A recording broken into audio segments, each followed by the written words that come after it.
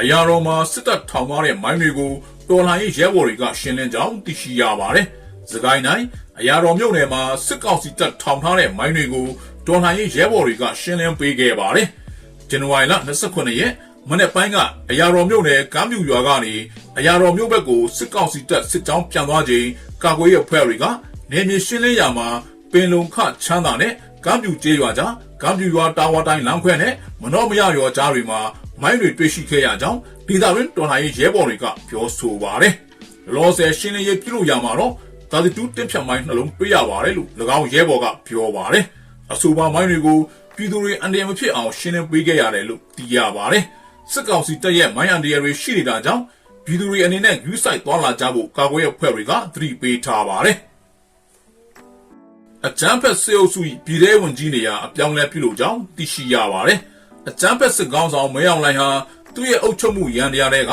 ပြည်ထောင်ဝန်ကြီးရာထူးနေရာကိုမကြာခဏအပြောင်းလဲပြုလုပ်လက်ရှိက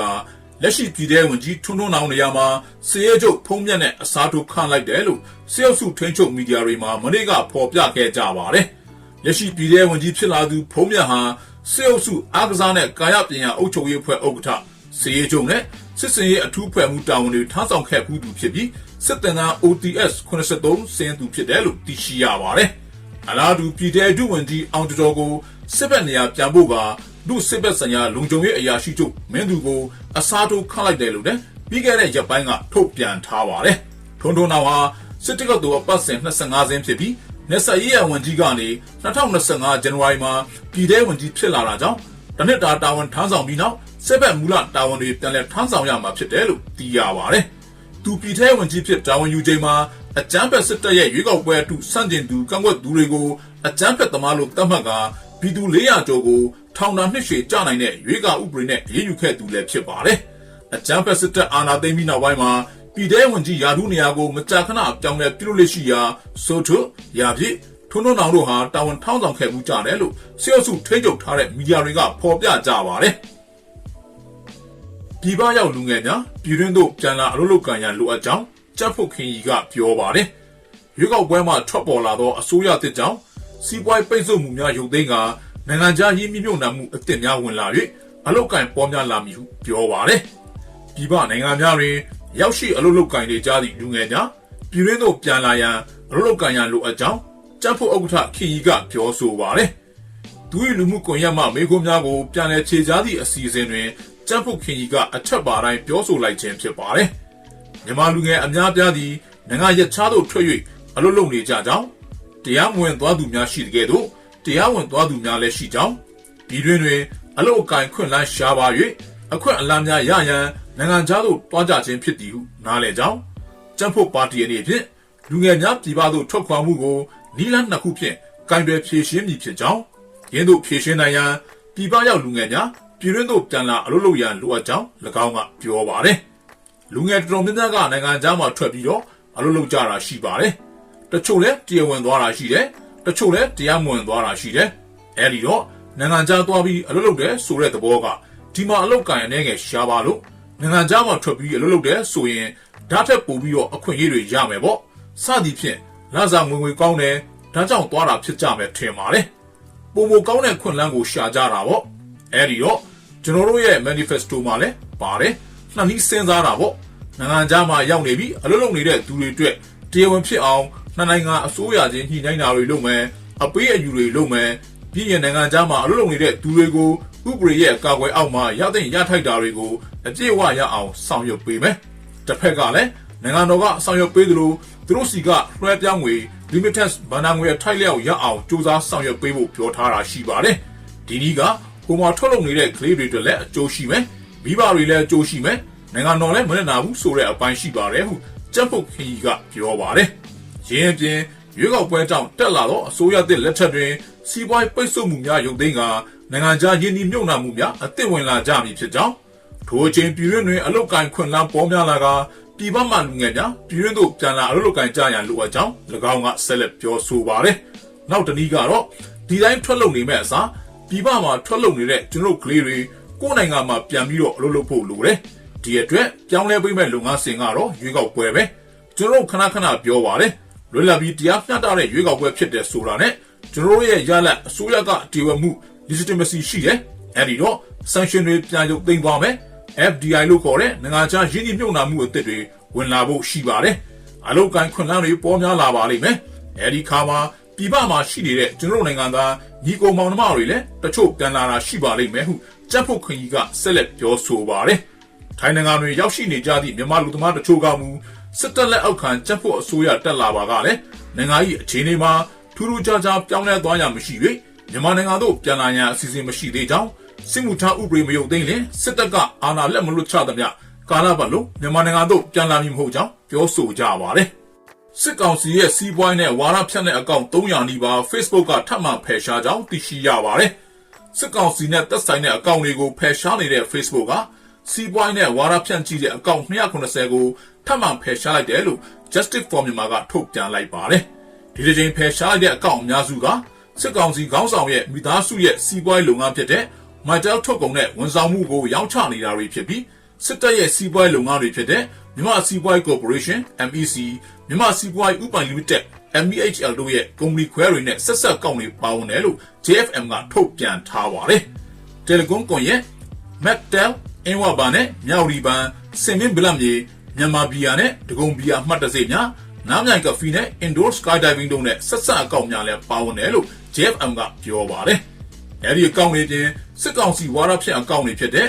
Allied for Justice 3 News Service Station နဲ့မြန်မာ Information Community တို့လည်းပါဝင်တယ်လို့သိရပါတယ်။အဆိုပါအကောင့်များသည်စစ်ရာဇဝတ်မှုများနဲ့လူသားမျိုးနွယ်ပေါ်ကျူးလွန်သည့်ရာဇဝတ်မှုများကိုပြစ်ဒဏ်ခံရခြင်းကင်းလွတ်စွာဖြင့်ကျူးလွန်လျက်ရှိသည့်စစ်တပ်ကိုပံ့ပိုးကူညီခဲ့သည့်အကောင့်များဖြစ်သည်လို့ JFM ကထောက်ပြထားပါတယ်။စစ်ကောင်စီရဲ့စီးပွားရေးနဲ့ဝါဒဖြန့်ကြီးတဲ့အကောင့်တွေကိုဖယ်ရှားဖို့ပြီးခဲ့တဲ့ရက်ပိုင်းကတိုင်ကြားခဲ့တာလို့ JFM ကအသိပေးထားပါတယ်။ Online platform တွေဖြစ်တဲ့ Alphabet, Apple, TikTok နဲ့ Telegram တို့အနေနဲ့လည်းစစ်ကောင်စီရဲ့စီးပွားရေးလုပ်ငန်းတွေနဲ့ဝါဒဖြန့်ချီရေးကောက်တွေကိုချက်ချင်းပိတ်ပေးဖို့ JFM ကတောင်းဆိုထားပါတယ်။ဇန်နဝါရီလစပိုင်းကလည်း Facebook အနေနဲ့စစ်ကောင်စီရဲ့အဓိကစီးပွားရေးလုပ်ငန်းတစ်ခုဖြစ်တဲ့ Mytel Company နဲ့ပတ်သက်တဲ့အကောင့်ပေါင်း1000ကျော်ကိုဖယ်ရှားခဲ့ပါတယ်။ပြီးခဲ့တဲ့ဒီဇင်ဘာလထဲမှာလည်းစစ်ကောင်စီရဲ့ဝါဒဖြန့်အကောင့်တွေကို Facebook, YouTube, Twitch, Twitter, Mediafire, Kick စတဲ့ဤပညာကုမ္ပဏီတွေကဖယ်ရှားမှုတွေဆက်တိုက်ပြုလုပ်ခဲ့ပါတယ်။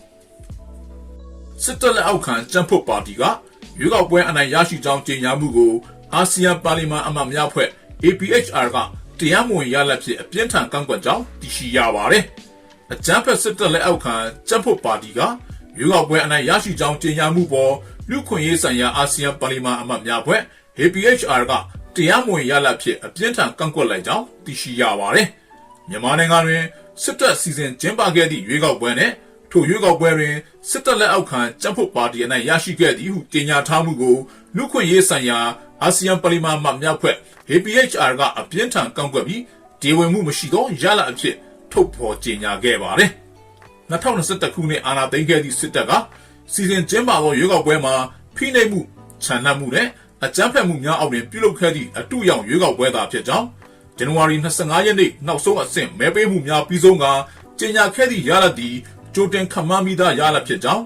အာဏာသိမ်းစစ်တပ်ကစနစ်တကျထိန်းချုပ်ထားသည့်ပြန်ပွဲတစ်ခုသာဖြစ်ကြောင်း APHR ကပြောဆိုပါတယ်။ယခုရွေးကောက်ပွဲတွင်မဲပေးသူအရေအတွက်မှာ2015နဲ့2020ခုနှစ်ရွေးကောက်ပွဲများနဲ့နှိုင်းယှဉ်လျှင်အလွန်နည်းပါးခဲ့ပြီးယင်းအခြေအနေမှာစစ်ပွဲများလုံခြုံရေးမရှိခြင်းမှုကြောက်ရွံ့မှုများနဲ့မဲပေးရမဖြစ်နိုင်ခဲ့ခြင်းကိုပြသနေသည်ဟုထောက်ပြထားပါတယ်။ပြည်သူတချို့ကမဲမပေးရင်အရေးယူခံရနိုင်မည်ကိုကြောက်ရွံ့သဖြင့်မလိုလားပဲမဲပေးခဲ့ရကြောင်းအချို့ဒေသများတွင်တော့တိုက်ပွဲများပိုးဝင်ဆွန့်ခွာရမှုများနဲ့စစ်တပ်၏ကန့်သတ်ချက်များကြောင့်မဲပေးခွင့်လုံးဝမရရှိခဲ့ကြောင်းသိရှိရပါတယ်။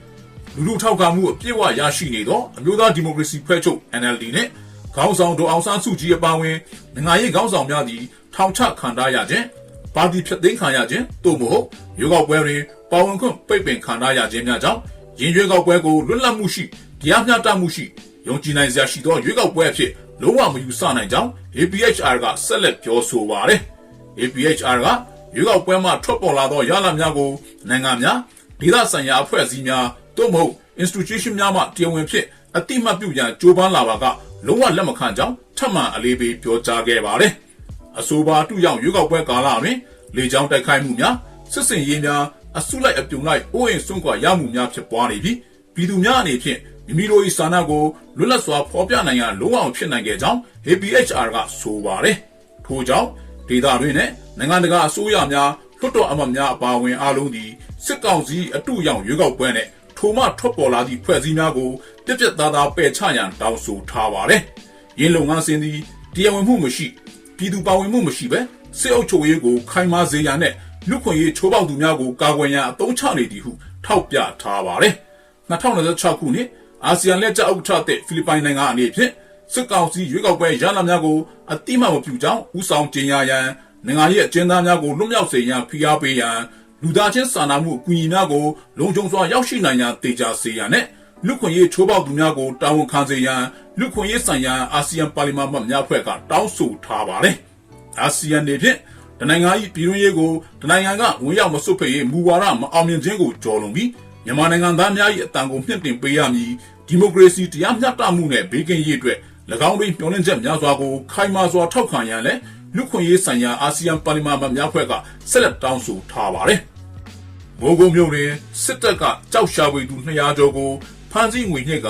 နန်း CDM ဝန်ထမ်းများကိုလည်းမြို့ပေါ်ပြန်လည်ခေါ်ဆောင်နေပြီးကြောက်အယောင်ဝယ်စင်တာများဖွင့်လှစ်ရန်စီစဉ်နေကြောင်းသိရှိရပါတယ်။မန္တလေးတိုင်းမိုးကုတ်မြို့တွင်အကြမ်းဖက်စစ်တပ်ကကြောက်ရှာဖွေသူ200ကျော်ကိုဖမ်းဆီးငွေညှစ်ပြီးနန်း CDM ဝန်ထမ်းများကိုလည်းမြို့ပေါ်ပြန်လည်ခေါ်ဆောင်နေပြီးကြောက်အယောင်ဝယ်စင်တာများဖွင့်လှစ်ရန်စီစဉ်နေကြောင်းမိုးကုတ်သတင်းရင်းမြစ်ကပြောပါတယ်။ဇန်နဝါရီလ26ရက်နေ့က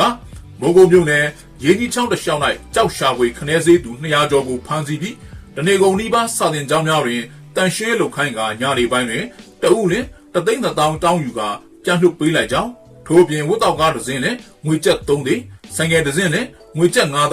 တောင်းယူနေကြောင်းသိရှိရပါတယ်။အဖမ်းခံရတဲ့သူကအယောက်200လောက်ဆိုတော့300ကျော်ရသွားတာပေါ့။တွင်းသမားတွေနဲ့ခနဲစေးသမားတွေခံရတာခနဲစေးတဲ့ဆိုတာကချောင်းရည်စည်းစင်းလာတဲ့ထဲကိုစကားနဲ့စစ်ပြီးရွေးတာပါမြို့ခံတွေကရေဒီချောင်းတစ်လျှောက်ကအဲ့လိုလေးလုပ်ကြတာအဲ့ဒီရေတွေကတွင်းထဲကနေစီးစင်းလာတဲ့ရေတွေဆိုတော့ပါလာတဲ့ကြောက်ကိုရှာကြတာကြောက်မားတွေပါပဲပြီးတော့ကားတွေဆိုင်ကယ်တွေလည်းဖမ်းပြီးငွေညှစ်တယ်ဟုမိုးကုတ်သတင်းရင်းမြစ်ကပြောပါတယ်အကြမ်းဖက်စစ်တပ်သည်ဇန်နဝါရီလ19ရက်နေ့မှစ၍မိုးကုတ်မတရားမန္တလေးလမ်း၌နန်းစီရီယံဝန်ထမ်းများကိုခေါ်သွင်းကရုံးများလက်ပတ်ရန်စီစဉ်နေပြီးလာမည့်14ရက်နောက်ပိုင်းတွင်မိုးကုတ်မြို့နယ်လာဝကရုံးကိုပြန်ဖွင့်မည်ဟုအသိပေးထားကြောင်းအလားတူမိုးကုတ်မြို့ပန်းချန်ထာကြောက်ရောင်းဝယ်ရေးဈေးပွဲတော်ကိုလည်းဖွင့်လှစ်ရန်စီစဉ်နေကြောင်းသိရှိရပါတယ်။အရင်မြို့သိမ်းခံရတော့ကရှောင်ပြေးသွားတဲ့ဌာနဆိုင်ရာဝန်ထမ်းတွေကိုပြောင်းခေါ်သွင်းနေပြီးတော်တော်များများတော့ရောက်လာကြတယ်။လာဝကရုံးကနောက်14ရက်နေ့ရင်ဖွင့်မယ်ဆိုပြီးလုပ်နေတယ်။မနေ့ကလည်းပန်းချန်ထာဖွင့်ပွဲလုပ်တယ်လို့သိရတယ်။စပွဲခုံကိုဘောင်းချမပါပဲတခုံကို1000ခွဲနှုန်းနဲ့ဝိုင်းတိုင်းကောက်သွားတယ်။မိုးကုတ်မှာကကံပေါင်ထာနဲ့ပန်းချန်ထာဆိုပြီးရှိတယ်။မနေ့ကပန်းချန်ထာဖွင့်ပွဲသွားတယ်လို့သိရတယ်။ခုံကြီးကိုကတလ390ဆိုင်ကယ်ရက်ခ3,360တွင်းသမား2ယောက်ဆိုရင်တရက်3သိန်းခနဲစေးသမားဆိုရင်တရက်9,000အဲ့လိုတွေကောက်တာဂျားတွေကဖားစီငွေညှစ်တာတွေရှိသေးတယ်ဟုမိုးကုတ်သတင်းရင်းမြစ်ကရှင်းပြပါတယ်